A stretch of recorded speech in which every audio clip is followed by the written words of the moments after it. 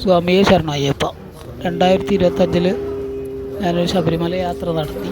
അപ്പോൾ അതുമായി ബന്ധപ്പെട്ടൊരു വീഡിയോ ഞാൻ മൊബൈലിൽ ഷൂട്ട് ചെയ്ത് വെച്ചിട്ടുണ്ടായിരുന്നു. അപ്പോൾ നമ്മൾ ഒന്ന് ഷെയർ ചെയ്യുമെന്ന് വിചാരിച്ചിട്ടിട്ടതാണ്. ഒന്നുമില്ല, നമ്മളെ ജീവിതകാലം കഴിഞ്ഞാലും ഇതൊക്കെ നമ്മൾ മക്കൾക്ക് കുടുംബത്തിനൊക്കെ കാണാമല്ലോ ഈ വീഡിയോ. നമ്മൾ പ്രായമായി നിൽക്കുമ്പോൾ ഈ വീഡിയോ ഒക്കെ കണ്ടു കഴിഞ്ഞാൽ നമുക്ക് വലിയൊരു ഊർജ്ജം കിട്ടും.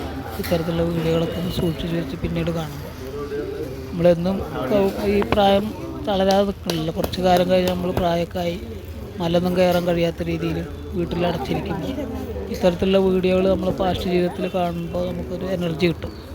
അപ്പോൾ അതുകൊണ്ടാണ് ഇത്തരത്തിലുള്ള വീഡിയോകൾ ഞാൻ സ്റ്റോർ ചെയ്തിട്ട് അത് സേവ് ചെയ്തതിന് ശേഷം വീഡിയോ ആക്കിയിട്ട് യൂട്യൂബ് നമ്മളെ ചാനലിൽ ഇടണം. നമ്മുടെ ചാനലിൻ്റെ പേര് കളിവീട് എന്നാണ്. നമ്മളെ ചാനൽ എല്ലാവർക്കും ഇഷ്ടപ്പെടുകയാണെങ്കിൽ ഒന്ന് സപ്പോർട്ട് ചെയ്യണം. നമ്മൾ ഈ ചാനലിൽ നമ്മൾ ദൈനംദിന ജീവിതത്തിൽ ഉള്ള കാര്യങ്ങളും പല കഥകളും ചില ഷോർട്ട് ഫിലിമുകളൊക്കെ ഇടാൻ ഉദ്ദേശിക്കുന്നുണ്ട്. അപ്പോൾ നമ്മളോട് സപ്പോർട്ട് ചെയ്യണം. നമ്മളെ ഫ്രണ്ട്സുകളും മറ്റെല്ലാവരും സപ്പോർട്ട് ചെയ്യണമെന്ന് ആദ്യമായിട്ട് അഭ്യർത്ഥിക്കണം. അപ്പോൾ നമ്മൾ മാലിട്ടത് സ്വാമിയായിട്ട് മാലിട്ടത് നമ്മൾ വൈകുണ്ഠേശ്വര ക്ഷേത്രത്തിലാണ്, കോഴിക്കോട് പുതിയമ്പലം എന്ന് പറഞ്ഞ ക്ഷേത്രത്തിൽ ശ്രീനാരായണ ഗുരു പ്രതിഷ്ഠ നടത്തിയിട്ടുള്ള ചരിത്രപ്രസിദ്ധമായിട്ടുള്ള വൈകുണ്ഠേശ്വര ക്ഷേത്രത്തിൽ വെച്ചിട്ടാണ് മാല അയ്യപ്പസ്വാമീൻ്റെ അമ്പലത്തിൽ നിന്ന് ഇട്ടത്. അപ്പോൾ അവിടെ ഒരു ഉപദേവത ഉള്ള ഇതാണ്, ശിവൻ്റെ അമ്പലമാണ്. എന്നാലും അവിടെ ഒരു ഉപദേവത സങ്കല്പമുണ്ട് അയ്യപ്പൻ്റെ. അപ്പോൾ അയ്യപ്പൻ്റെ കോവിലിന് മുന്നിൽ നിന്ന് അവിടെയുള്ള പൂജാരിമാർ നമുക്ക് കെട്ട് നിറച്ച് തന്നു. അപ്പോൾ നമ്മളെ കുടുംബം അതിൽ പങ്കെടുത്തു. അപ്പോൾ അതിൽ നമ്മൾ ഈ ഇരുമുടിക്കെട്ടായിട്ട് വളരെ വിപുലമായ ഇരുമുടിക്കെട്ടായിട്ടല്ല പോയത്. നമ്മൾ കുറേ മുന്നേ ഒക്കെ പോയതാണ്. അപ്പോൾ ഇത്തവണ നമ്മളെന്ത് ചെയ്തു, പിന്നെ നെയ്ത്തേങ്ങ മാത്രം, കുറച്ച് അന്നദാനത്തിലേക്കുള്ള അരി, നെയ്ത്തേങ്ങയും പിന്നെ ഈ കാണിക്ക വഞ്ചിയിലിടാനുള്ള ഒരു പണം കെട്ടിയിട്ടാണ് നമ്മളതിൽ പോയത്.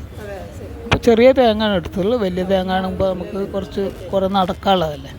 അതുകൊണ്ട് ചെറിയൊരു തേങ്ങ വാങ്ങി ഒരു 200 നെയ്യ് കൊള്ളാവുന്ന ഒരു പാത്രത്തിൽ ഒരു 200 നെയ്യ് വാങ്ങിയിട്ട് നമ്മൾ ചൂടാക്കി, അമ്പലത്തിൽ നിന്ന് ചൂടാക്കി അവിടെ പൂജാരിമാർക്ക് കൊടുത്ത് അവർ നെയ്ത്തേങ്ങ നിറയ്ക്കുന്നതുമായി ബന്ധപ്പെട്ട് സഹായങ്ങളൊക്കെ ചെയ്ത് അവർക്ക് ദക്ഷിണയൊക്കെ കൊടുക്കേണ്ട ആവശ്യമൊന്നുമില്ല. പക്ഷേ നമ്മളൊരു സന്തോഷം, നമ്മളെത്രയോ പൈസ ദൈവത്തിലേക്ക് പോകുമ്പോൾ ചിലവുണ്ട്. ഇപ്പോൾ നമുക്ക് ശ്രീകണ്ഠേശ്വര ട്രാവൽസിലാണ് നമ്മൾ ട്രാവൽസ് ബുക്ക് ചെയ്തത്. സീറ്റ് ഒരു സീറ്റിന് 1600 റുപ്യാണ് വന്നിട്ടുള്ളത്. അപ്പോൾ അതിൽ നല്ല AC ബസ്സാണ്. ആർക്കെങ്കിലും പോകണമെന്നുണ്ടെങ്കിൽ നല്ല സൗകര്യമാണ്. വിഷു കഴിഞ്ഞിട്ടുള്ള ദിവസമാണ് ഞാൻ സെലക്ട് ചെയ്തത്. കാരണം വിഷു എന്ന് പറഞ്ഞാൽ ഏപ്രിൽ 14 വരിക. ഏതെങ്കിലും കാലഘട്ടത്തിൽ കുറച്ച് ദിവസം മാറുന്നുള്ളൂ. അപ്പോൾ വിഷുക്കണി കാണാൻ ഭയങ്കര തിരക്കാണ് ശബരിമലയിൽ ഉണ്ടാവുക. അപ്പോൾ വിഷു കഴിഞ്ഞ് 14, 15, 16 തീയതിയാണ് ഞാൻ ഇവിടുന്ന് കെട്ട് നിറച്ച് പോകണം. സ്വാമി ശരണമയ്യപ്പ ഞാൻ കെട്ട് തലയിൽ വയ്ക്കുകയാണ്. അപ്പോൾ നമ്മൾ മറ്റാൾ വരിക്കുക, ഞാൻ ദക്ഷിണ സ്വാമിക്ക് കൊടുക്കാൻ വേണ്ടി ആരെയിൽ നിന്ന് പണം എടുത്തിട്ട് ദക്ഷിണ കൊടുത്തു. സ്വാമി ശരണമയ്യപ്പ. അങ്ങനെ ഞാൻ അവരിന്ന് മാറി നിന്നിട്ട് വലിയ തലയിൽ വെച്ച് തരാനുള്ള ആളുകളും വെച്ചു. വേറൊരു കെട്ട് നിറക്കുന്ന ടീം അപ്പുറത്ത് കെട്ട് നിറച്ച് കൊടുക്കുന്നുണ്ട്. അപ്പോൾ അതിൽ നല്ല രസമുള്ള കാഴ്ചകളൊക്കെ ഉണ്ടായിരുന്നു. അപ്പോൾ പറഞ്ഞു വരുന്നത് വെച്ചാൽ ഈ ഇരുമുടിക്കെട്ടിൽ ഞാൻ നെയ്ത്തേങ്ങയും അരിയും മാത്രമാണ് ഇട്ടത്. അങ്ങനെ ആണ് ഞാൻ മലയ്ക്ക് പോകാൻ ഉദ്ദേശിച്ചത്. അപ്പോൾ അതേ രീതിയിൽ തന്നെ ഒരു സങ്കല്പങ്ങൾക്കനുസരിച്ച് നമുക്ക് ചെയ്തു തന്നു. അപ്പോൾ അതിൽ ഒരു ബസ്സിൽ 10-15 ആളുകളുണ്ടായിരുന്നു. അപ്പോൾ 35 ആളുകൾക്കുള്ള കെട്ടുതറ അവിടെ വളരെ സന്തോഷകരമായ മംഗളമായ രീതിയിലും കർമ്മങ്ങൾ നടന്നു. അപ്പോൾ മകള് ഞാൻ ഇവിടുത്തെ വീഡിയോകളൊക്കെ എടുത്തിട്ടുണ്ടായിരുന്നു. കുറച്ച് ഭംഗിയില്ല ആ വീഡിയോകളാണ് ഈ കാണുന്നത്. വേറൊരു യാത്രക്കാരൻ്റെ വീഡിയോ ആണ് പകർത്തുന്നത് മോള്. അപ്പോൾ തത്വമസി എന്ന സങ്കല്പത്തിലാണല്ലോ അയ്യപ്പസ്വാമീൻ്റെയുമായി ബന്ധപ്പെട്ട വിശ്വാസം നിൽക്കുന്നത്. അപ്പോൾ ഞാൻ തന്നെയാണ് ദൈവം എന്നുള്ള സങ്കല്പത്തിലാണ് നമ്മൾ പോകുന്നത്. ഞാൻ എന്നുള്ളത് അഹംഭാവത്തിൻ്റെ ലക്ഷണമാണെങ്കിൽ കൂടി, പക്ഷേ ഈ ഒരു ആത്മീയതയിൽ ആ ഒരു വിശ്വാസം എടുത്തു കളയത് അയ്യപ്പസ്വാമിയുടെ ജീവിതമാണ് സന്ദേശം. ആ എല്ലാ ലൗകിക ജീവിതങ്ങളും തിരിച്ച് ഒരു വലിയൊരു മലേൻ്റെ ശബരിമലയുടെ നടുവിൽ വളരെ എല്ലാ ലൗകിക ജീവിതങ്ങളും തിരിച്ചുകൊണ്ട് ആ ജീവിതം നയിച്ച ഒരു മഹാനായ ഒരു സങ്കല്പത്തിലുള്ള മനുഷ്യനാണോ ദൈവമാണോ എന്ന് എനിക്കറിയില്ല. എന്തായാലും അദ്ദേഹത്തിൻ്റെ ജീവിതത്തിൻ്റെ സന്ദേശം എന്ന് പറയുന്നത് എല്ലാ മതക്കാരെയും എല്ലാ മനുഷ്യരെയും ഒന്നായി കാണാനും മനുഷ്യൻ്റെ മനസ്സിലെ ആണ് ദൈവമാരുടെ ഉള്ളിലാണ് ദൈവം എന്നുള്ളതാണ് പറയുന്നത്. അങ്ങനെ കെട്ടി മക്കളോടുകൂടി ഞാൻ ബസ് നിൽക്കുന്ന സ്ഥലത്തേക്ക് യാത്ര ചെയ്യണം.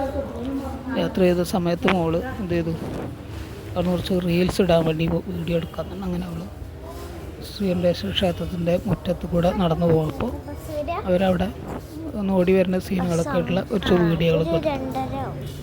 അപ്പോൾ ഞങ്ങളെ കൂടെയുള്ള ആരും ഞാൻ പരിചയപ്പെട്ടിട്ടുണ്ടായിരുന്നില്ല. ആരാണ് കൂടെ ഉള്ളതെന്നൊന്നും അറിയില്ല. ഞാൻ ഒറ്റയ്ക്കിൻ്റെ കൂടെ ഒരു ഫ്രണ്ട് വരാമെന്ന് പറഞ്ഞിട്ടുണ്ടായിരുന്നു. പക്ഷേ അയാൾ ഡേറ്റ് മാറിപ്പോയി, മനസ്സിലാക്കിയ ഡേറ്റ്. അപ്പോൾ അത് കാരണം വിഷു കഴിഞ്ഞിട്ടുള്ള 17-ാം തീയതിയൊക്കെ മല കയറുകയാണെങ്കിൽ 17-ാം തീയതി ദർശനം കിട്ടുകയാണെങ്കിൽ വളരെ തിരക്ക് കുറവാകും. മാക്സിമം ഒരു മണിക്കൂറൊക്കെ ക്യൂവിൽ നിൽക്കേണ്ട ആവശ്യം വരുള്ളൂ. മറ്റത് നമ്മൾ സീസണിൽ പോവുകയാണെങ്കിൽ പിന്നെ 6 മണിക്കൂർ 8 മണിക്കൂറൊക്കെ ചിലപ്പോൾ ക്യൂവിൽ നിൽക്കേണ്ടി വരും. ഇത് വിഷു കഴിഞ്ഞിട്ടൊരു 16-ാം തീയതി ഒക്കെ നമ്മൾ പോവുകയാണെങ്കിൽ പ്രായമുള്ള ആളുകൾക്ക് പ്രത്യേകിച്ച് ചെറിയ കുട്ടികൾക്ക് പ്രത്യേകിച്ച് വളരെ വിശാലമായ രീതിയിൽ നമ്മൾ അയ്യപ്പസ്വാമിയുടെ ദർശനം നടത്തിയിട്ട് തിരിച്ചു പോരാൻ പറ്റും. നല്ല സൗകര്യാർത്ഥം തിരക്കുകളൊക്കെ വളരെ കുറവാകും താരതമ്യേന. തിരക്കുണ്ട്, പക്ഷേ ഇല്ലയെന്നല്ല, പക്ഷേ സീസണെ അപേക്ഷിച്ച് തിരക്ക് കുറവാകും. അപ്പോൾ നമ്മൾ ഈ ഒരു സീസണിൽ അതുകൊണ്ടാണ് ഇഷ്ടപ്പെടുന്നത് ഈ സീസണിൽ പോകാൻ. അപ്പോൾ ഞങ്ങൾ പോകാനുള്ള പിന്നെ ബസ്സിൻ്റെ അടുത്തേക്ക് പോവാണ്. അങ്ങനെ ഞങ്ങൾ ഉച്ചഭക്ഷണം കഴിച്ചിട്ടില്ല. അപ്പോൾ നമ്മൾ ഉച്ചഭക്ഷണം കഴിക്കാൻ വേണ്ടി ഞങ്ങൾ 3 പേരും നമ്മൾ കോഴിക്കോടുള്ള ശരവണ ഭവൻ എന്ന് പറഞ്ഞ ഹോട്ടലിൽ പോയിട്ട് ഉച്ചഭക്ഷണം കഴിച്ചു. നല്ല തൈരും സാമ്പാർ, ഉപ്പേരി, പച്ചടി, കിച്ചടി, അവിയൽ, പപ്പടം, ഇഞ്ചിത്തൈര് എന്നൊക്കെ പറഞ്ഞിട്ട് കുറേ സംഭവങ്ങളൊക്കെ കൂട്ടിയിട്ട് അടിപൊളി ഒരു സദ്യ കഴിച്ചു. അപ്പോൾ ഒരാഴ്ച ആയിട്ട് ഭാര്യയും കുട്ടികളും ഭാര്യേൻ്റെ വീട്ടിലായിരുന്നു. അപ്പോൾ ഏകാന്തവാസം എന്നുള്ള സങ്കല്പത്തിൻ്റെ അടിസ്ഥാനത്തിൽ തന്നെ ഞാൻ വീട്ടിൽ ഒറ്റയ്ക്കായിരുന്നു താമസിച്ചത്. 7 ദിവസം ഒറ്റയ്ക്ക് തന്നെ ഭക്ഷണമൊക്കെ ഉണ്ടാക്കി ഒറ്റയ്ക്ക് തന്നെയായിരുന്നു. അപ്പോൾ ഭാര്യയും കുട്ടികളും ഭാര്യേൻ്റെ വീട്ടിൽ കൊണ്ടാക്കി. പിന്നെ അവർക്ക് അങ്ങനത്തെ ഒരു നിയന്ത്രണം ഞാൻ വെച്ചില്ല. കാരണം അവരൊക്കെ ആ വിശ്വാസത്തിൻ്റെ സങ്കല്പത്തിലേക്ക് എത്തി വരുമ്പോൾ അവരങ്ങനെ വിശ്വസിക്കട്ടെ എന്നുള്ള ഒരു കാഴ്ചപ്പാടിൽ ഞാൻ വീട്ടിൽ. ഏതായാലും ഞങ്ങൾ 2:30 അവിടെ പോകുന്നു. ഒരു വൈകുന്നേരമായ സന്ധ്യ 6:15 ഗുരുവായൂർ അമ്പലത്തിലെത്തി. ഗുരുവായൂർ അമ്പലത്തിൽ ദീപാരാധനയ്ക്കുള്ള ഒരുക്കങ്ങളാണ് നടത്തുന്നത്. അപ്പോൾ ഏതായാലും ഞങ്ങളെല്ലാവരും തൊഴുകുന്നുണ്ട്. പക്ഷേ ഞാൻ സെപ്പറേറ്റായിട്ട് പിന്നെ വന്നിട്ട് ഗുരുവായൂർ അമ്പലം നടയിൽ വന്നിട്ട് തൊഴുതു. അവിടെ നിന്നൊരു വീഡിയോ ഒക്കെ എടുത്തതിന് ശേഷം വീണ്ടും ഞങ്ങൾ യാത്ര തുടങ്ങി. ഉദ്ദേശം ഒരു 2:50 നിലയ്ക്കൽ സ്റ്റേഷനിലെത്തി. ഞങ്ങൾ ട്രാവൽസിൻ്റെ വണ്ടി അവിടെ പാർക്ക് ചെയ്തു. ഞങ്ങളോട് കൂട്ടം തെറ്റിയിട്ടാണെങ്കിലും എങ്ങനെയാണെങ്കിലും ഞങ്ങൾ അവിടെ എത്തിയാൽ മതി എന്നുള്ളത് പറഞ്ഞു. ഞങ്ങൾ കൂടെയുള്ള സാഹചര്യമൊക്കെ ബസ് കിട്ടാൻ വളരെ പ്രയാസപ്പെട്ട് ഞാനപ്പോൾ എന്ത് ചെയ്തു, ആ പരിസരമൊക്കെ മൊത്തം വീഡിയോയിൽ പകർത്തി. ഭയങ്കര തിരക്കില്ല എന്നൊക്കെ പറഞ്ഞു. പക്ഷേ നമ്മളെ ഗൈഡ് ഈ തിരക്ക് ഉണ്ടാകുമ്പോൾ തിരക്ക് തന്നെയാണെന്ന് പറഞ്ഞു. അതുകൊണ്ട് നമ്മൾ പെട്ടെന്ന് കാര്യങ്ങൾ ചെയ്തു പോകാമെന്ന് പറഞ്ഞു. ഏതായാലും ഞാൻ മൊത്തത്തിൽ നിലയ്ക്കലുള്ള ഒരു തിരക്കും പരിസരവും കാണിച്ചു തരുന്നു. ഒരു KSRTC ബസ് വരുമ്പോഴേക്കും ആ KSRTC ബസ്സിനകത്ത് ആളുകൾ തിരക്കി കയറണ ഒരു രക്ഷയില്ല. അപ്പോൾ ഞാൻ മാറിയിരുന്നു. ഏതായാലും അവിടെ എത്തുമല്ലോ. പിന്നെ അങ്ങനെ ഒരു ആശ്വാസത്തിൽ തിരക്കുണ്ടാവുള്ള ഒരു തീരുമാനത്തിൽ തന്നെ എത്തി. തിരക്കൊഴിഞ്ഞ ബസ്സിന് പോകാൻ വിചാരിച്ചു. അങ്ങനെ ഒരു 2-3 ബസ് KSRTC ബസ്സുകൾ തിരക്കായിട്ട് തന്നെ പോയി. ഒരാൾക്ക് വീട്ടിൽ 50 ഉറുപ്പിക വരും. ഒരു അരമണിക്കൂറൊക്കെ ഉള്ളൂ മുടിയാണ് പമ്പയിലെത്തി. പിന്നെ റിസർവ് ഫോറസ്റ്റിൻ്റെ ഉള്ളിൽ കൂടെ യാത്രയാണ്. രാത്രിയാണ് വണ്ടി പോകുന്നത്. ഞങ്ങൾ വണ്ടി KSRTC എനിക്ക് ഏതായാലും മുന്നിൽ സീറ്റ് ഡ്രൈവറിനോട് വന്നാൽ ആ ബോണറ്റ് മേടിക്കാൻ പറഞ്ഞു. ബോണറ്റ് വരുന്നത് അപ്പോൾ ഞാനെന്ത് വീഡിയോ അപ്പോൾ പമ്പയിലേക്കുള്ള യാത്രയാണ്. 2-2.5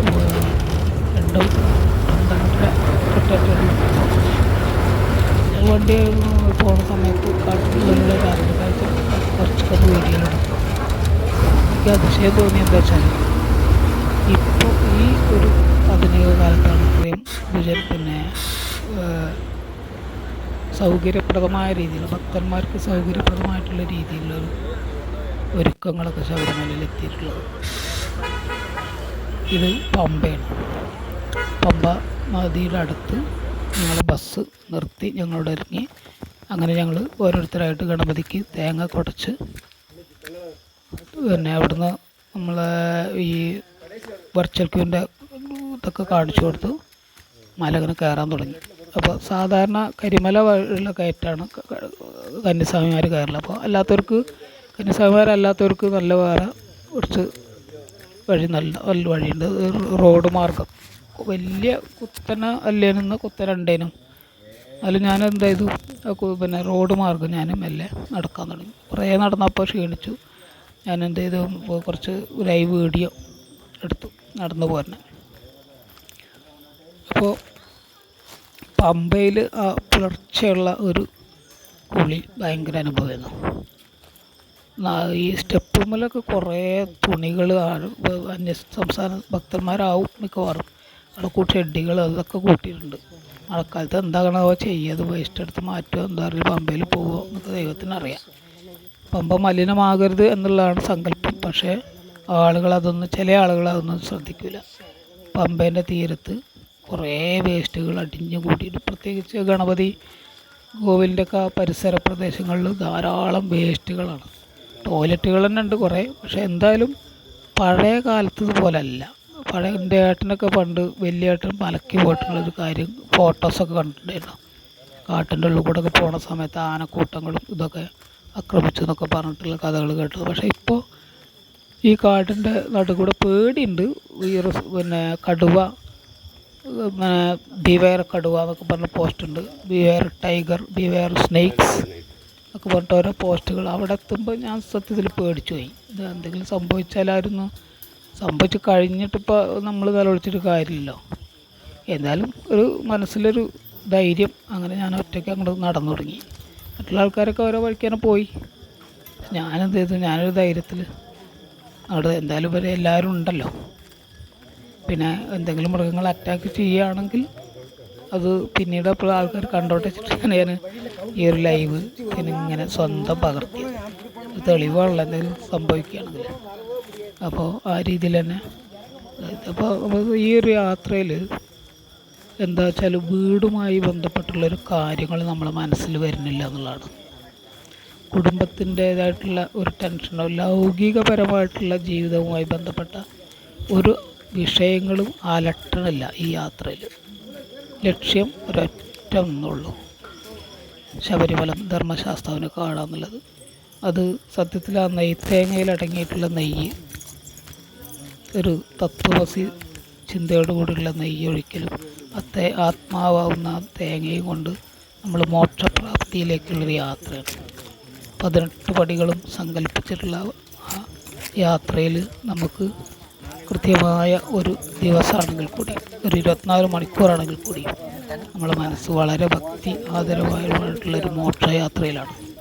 തീർച്ചയായിട്ടും മനുഷ്യൻ്റെ ജീവിതത്തിൽ ഈ ഒരു യാത്ര ഉണ്ടാവുകയാണെങ്കിൽ വളരെ സന്തോഷം നിറഞ്ഞത്. അവൻ്റെ ഈ ഒരു മല കയറി തിരിച്ചു വരുമ്പോഴേക്ക് ആ ശരീരത്തിനകത്തുള്ള ബ്ലഡ് സർക്കുലേഷൻ, മറ്റ് ഷുഗർ, പ്രഷർ എല്ലാം നോർമലാവും. ശരീരം തന്നെ ഒന്ന് പുഷപ്പ് ചെയ്തുപോലെ ആവും തിരിച്ചു വരുമ്പോഴേക്ക്. ഏതായാലും അത് ആ യാത്ര നമ്മളിങ്ങനെ തുടർന്നു. കുറേ നമ്മൾ വീഡിയോകളൊക്കെ എടുത്തിട്ടുണ്ടായിരുന്നു. ആ യാത്ര എന്ന് പറഞ്ഞാൽ വളരെ സന്തോഷമുള്ള യാത്രകൾ. മറ്റു പ്രായമുള്ള ആളുകളൊക്കെ കയറി പോരുന്നുണ്ട് കേട്ടോ. മല സ്വാമിയെ ചെറിയ കുട്ടികളൊക്കെ ഉണ്ട്. സ്വാമിയെ ശരണമയ്യപ്പ എന്നുണ്ട്. ചെറിയ കുട്ടികളുണ്ട്, മോളൊക്കെ പ്രായമുള്ള ചെറിയ കുട്ടികളൊക്കെ ഉണ്ട്. മല കയറിയാൽ പോകണതുണ്ട്. ചെറിയൊരു പെൺകുട്ടിയെ കൈ പിടിച്ചിട്ട് പോകണുണ്ടോ. സ്ത്രീകളൊക്കെ പോകണുണ്ടോ. സ്ത്രീകൾക്ക് പിന്നെ തിരിച്ചു വരുമ്പോൾ സാധാ ഡ്രസ്സ് ഇട്ടാൽ തിരിച്ചു വരണം. അങ്ങോട്ട് പോകുമ്പോൾ പിന്നെ ഇവിടെ ഷർട്ട് വരേണ്ട ആവശ്യമൊന്നുമില്ല. ഷർട്ടും പാൻറ്റ് ഇടല്ല, കറുത്ത മുണ്ട് എടുത്തിട്ട് തന്നെ പോലെ. ചില ആളുകൾ കായ്മുണ്ടൊക്കെ എടുത്ത് വരുന്നുണ്ട്. കർണാടക സ്റ്റേറ്റിലെ ആളുകളാണ്, തമിഴ്നാട്ടിലെ ആളുകൾ പച്ചമുണ്ട്, അതേപോലെ കറുത്ത മുണ്ടെന്നെ ഇപ്പം നിർബന്ധമല്ല. മലയാളികളും കൂടുതലായിട്ട് കറുത്ത മുണ്ടെടുത്ത് ഈ മുണ്ടെടുത്ത് പമ്പയിൽ പോയി നല്ല പാട്ട് കേട്ടിട്ട് കറുപ്പ് മുണ്ടെടുത്ത് പമ്പയിൽ കറുപ്പ് കാവ്യം നമുക്ക് പച്ചയും മുണ്ടെടുത്ത് പമ്പയിൽ ഒക്കെ പറഞ്ഞ് പാട്ടിന് വരണ്ടേ. ചില ആളുകൾ പച്ച മുണ്ടും വെള്ളം കോഴിക്കോട് തമിഴ്നാട്ടിൽ തന്നെയാവും. പച്ച മുണ്ടെടുത്തിട്ട് ചില ആളുകൾ വരുന്നുണ്ട്. അതായത് കാലത്തിന് മാറ്റം വരുന്നോണ്ടിരിക്കുകയാണ്. അങ്ങനെ നടപ്പന്തലിലെത്തി. നടപ്പന്തലിൽ ഭയങ്കര തിരക്കാണ്. നടപ്പന്തലിൽ കുറേ ആളുകൾ വിരിയിച്ച് കിടക്കുന്നുണ്ട്. ഏതായാലും അവിടെ ഒരു 5:50 നടപ്പന്തലിലെത്തി. 6 മണിക്ക് നടപ്പന്തലിൽ ക്യൂവിൽ കയറി. പല ആളുകളും റെസ്റ്റ് എടുക്കുന്നുണ്ട്. ഞങ്ങൾ ഒരു 5:50 ആയപ്പോഴേക്ക് 5 മണിക്ക് നട തുറന്നു. പാട്ടുകളും ഇതൊക്കെ ആയിട്ട് ഒരു 5:50 പൂജ, നിർമ്മാല്യ ദർശനം കാര്യങ്ങളൊക്കെ ആയി കുറേ നേരം ക്യൂരുന്നു. ഒരു 7:30 മണിക്ക് അവിടെ നിന്ന് ഞാൻ പടി കയറാൻ പോകും. 7 മണിക്ക്. അപ്പോൾ ലൈവായിട്ട് അവിടെ വീഡിയോ കാണും. CCTV അതുപോലെയൊക്കെ പകർത്തിയാണ്. ഭയങ്കര തിരക്കില്ല എന്നൊക്കെ പറഞ്ഞെങ്കിൽ നല്ല തിരക്കായി. മോളെ കൊണ്ട് കഴിഞ്ഞ വർഷം ഞാൻ വയനാട്ടിൽ പോയി തിരക്കുണ്ടായി. ഇത്ര തിരക്കുണ്ടായി ഇല്ല. അപ്പോൾ പോലീസുകാർ വലിച്ചു കയറ്റുകയാണ്. വീഴാൻ പോയി കട്ടും കുത്തനുള്ള 18 പടികളാണ്. അപ്പോൾ പോലീസുകാരന് ഒരു 5 മിനിറ്റ് അവിടെ ഡ്യൂട്ടി ചെയ്യാൻ കഴിയും. കാരണം അവർക്ക് വേണ്ട ഊരിയും കയ്യും കാലൊക്കെ പണി. ഓരോരുത്തർ ഇടയ്ക്കിട്ട് ഞാൻ കാണുന്നുള്ളൂ. എൻ്റെ മൊത്തം മാക്സിമം മാറുകയാണ്. ആളുകൾ മാറുകയാണ്. സ്വർണ്ണപ്പടികൾ, സ്വർണം പൂശിയ 18 പടികൾ, ഓരോ മനുഷ്യൻ്റെ വികാരങ്ങളുമായി ബന്ധപ്പെട്ട ചിന്തകളും തത്വങ്ങൾ അടങ്ങിയിട്ടുള്ള 18 പടികൾ ചവിട്ടിങ്ങനെ കയറി പോകുന്നത് നമുക്ക് കയറുന്ന സമയത്ത് നമുക്ക് കാണാൻ കഴിയും. പക്ഷേ ആൾക്കാർക്ക് കാണാൻ വേണ്ടിയിട്ടുള്ള സൗകര്യം CCTV വെച്ച് നോക്കി. കഴിഞ്ഞ വർഷം അത് ഉണ്ടായിട്ടില്ലായിരുന്നു. ഈ വർഷം CCTV ഉണ്ടായിരുന്നു. ആളുകൾ കയറി പോകുമ്പോൾ നമുക്ക് കാണാൻ കഴിയും. ചിലപ്പോൾ ഇത് ഫേസ്ബുക്കിൽ നമ്മൾ അപേക്ഷിച്ചാൽ ചിലപ്പോൾ കിട്ടുന്നുണ്ടായിരിക്കും. നമ്മൾ കയറി പോകുന്ന വീഡിയോ അപേക്ഷിച്ചാൽ ചിലപ്പോൾ കിട്ടുന്നുണ്ടായിരിക്കും. എന്തായാലും അതിന് അന്വേഷിച്ചാൽ അടുത്ത പ്രാവശ്യം പോകും. അന്വേഷിച്ചാൽ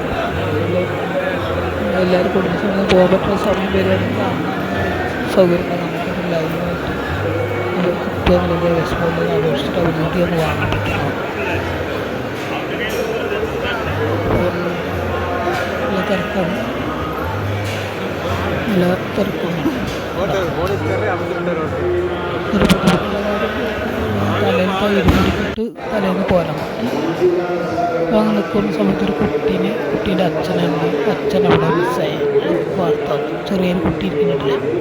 അപ്പോൾ പോലീസുകാരും അത് ആ കുട്ടിസ്വാമീൻ്റെ ഭാഷയിൽ വേറെ ആൾക്കാർ സംസാരിപ്പിച്ചിട്ട് ഒരു സഹായത്തിന് എത്തിക്കാൻ വേണ്ടിയുള്ള അനൗൺസ്മെൻറ്റും കാര്യങ്ങളും ചെയ്യുന്നുണ്ട്. അപ്പോൾ എന്തായാലും ഞാൻ ഈ ഒരു കാഴ്ച കണ്ടപ്പോൾ എൻ്റെ മനസ്സിലൊരു കഥ വിരിഞ്ഞിട്ടുണ്ട്. അപ്പോൾ കുട്ടി മിസ്സാവണമെന്ന് ബന്ധപ്പെട്ട കഥ മനസ്സിലാവുന്നു. പ്രാർത്ഥിച്ചിട്ടുണ്ടാകുന്നുണ്ട്. അത് ഹൃദയത്തിലൊക്കെ രൂപീകരിക്കും. പ്രാർത്ഥിച്ചിട്ട് അപ്പോൾ ഉള്ളതാണ് മനസ്സിലായത്.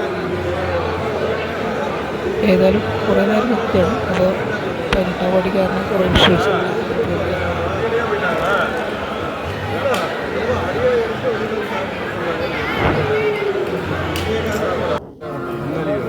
അങ്ങനെ ഏതായാലും ഇവിടെത്തി. 18 പടിക്ക് മുന്നിലെത്തി. ഭയങ്കര ഒരു ഊർജ സത്യത്തിൽ അങ്ങനെയൊക്കെ ഈ ഒരു കാഴ്ച ഭയങ്കര പറഞ്ഞറിയിക്കുന്നത്. അവിടെ നിന്നിട്ട് തന്നെ അനുഭവിക്കുന്നുണ്ട്. ഓരോരുത്തരും ഒഴുകി നിൽക്കുന്നുണ്ട്. ഒരു ധന്യ മുഹൂർത്താണ്. അതുകൊണ്ട് എത്ര നേരമാണ് നിൽക്കും. സന്തോഷകരത്തിന് മഹത്വം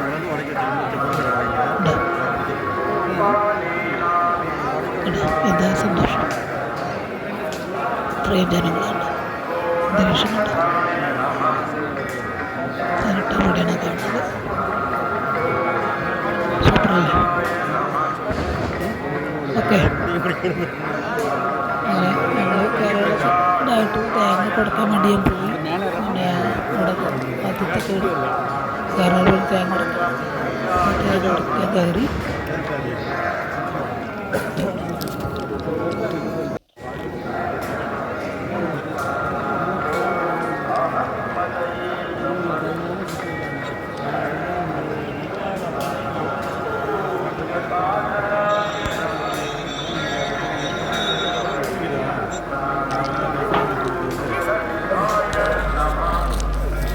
இப்போதைக்கு ஏதாவது சாப்பிடுவோம். അതിന് മുകളിൽ വെച്ചാൽ മതി.